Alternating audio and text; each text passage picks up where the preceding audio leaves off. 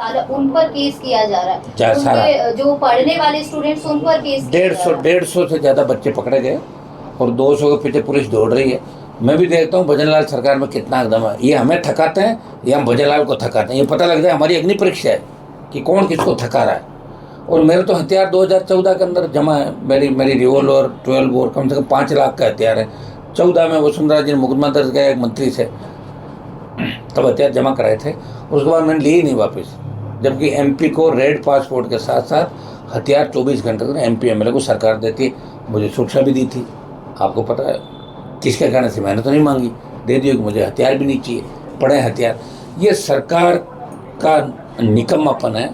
सरकार बिल्कुल डर गई और सरकार डर के सारे नेता एक कमरे में बैठ गए, चाहे कांग्रेस के बड़े नेता हो, चाहे बीजेपी के और चाहे कम्युनिस्ट हो। ये कम्युनिस्ट जो पार्टी के नेता बयान दे रहे हैं, ये भारतीय जनता पार्टी के नेताओं के कहने से बयान दे रहे हैं। क्योंकि आपको पता है कि कम्युनिस्टों ने बड़ा आंदोलन जयपुर में किया था, तो घनश्याम जी तिवारी और गुलाब जी कटारिया के यहाँ हाथाजोड़ी करके उस आंदोलन को समाप्त करा था। मुझे याद है सारी वो चीज़ें। मैं यहीं तो गया थोड़ा ही था उस समय, मैं तो इस तरह का अध्यक्ष रहा हूँ, कॉलेज का रहा हूँ, लंबे समय मेरे पिताजी एमएलए थे।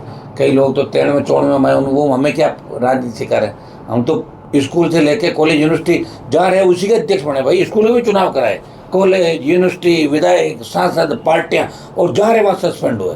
सस्पेंड हमेशा होता है, पार्टी से भी हुए, विधानसभा से हुए, लोकसभा से हुए, सारा हुए, और खुद की पार्टी बनाई और पार्टी बना के संदेश दिया देश में कि राजस्थान के लोग बीजेपी कांग्रेस के अलावा तीसरी ताकत को भी खड़ा करेंगे। और आप देखना कि 28 का जो रण होगा उसमें आपको दिखेगा कि राजस्थान का जो जवान है वो 20, 25, 50 इस बार तय करेगा कि मिलाजुली का खेल हम नहीं चलने देंगे।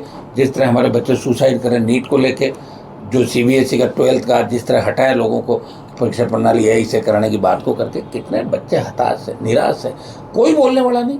कोटपुतली की घटना, मेरे पर टेलीफोन आया, सीधा मैं SMS चला गया, बच्चों को भेजा। मैंने कहा भाई अकेले नहीं है, गांव को जरूरत पड़ेगी मैं जाकर बैठ जाऊँ उनके साथ। आप बताइए, ये ड्यूटी मेरी थोड़ी है, ये ड्यूटी कांग्रेस पार्टी की भी है। ये भारतीय जनता पार्टी के जिन नेताओं की भजनलाल के आसपास नहीं चलती होगी, उनकी भी ड्यूटी है कि कम से कम जाके उन लोगों के हालचाल पूछे, उनकी मदद करें। कानून व्यवस्था वेंटिलेटर पे आप देखिए, मदन जी का छोटा सा विरोध हुआ, 3-4 अधिकारियों को हटा दिया।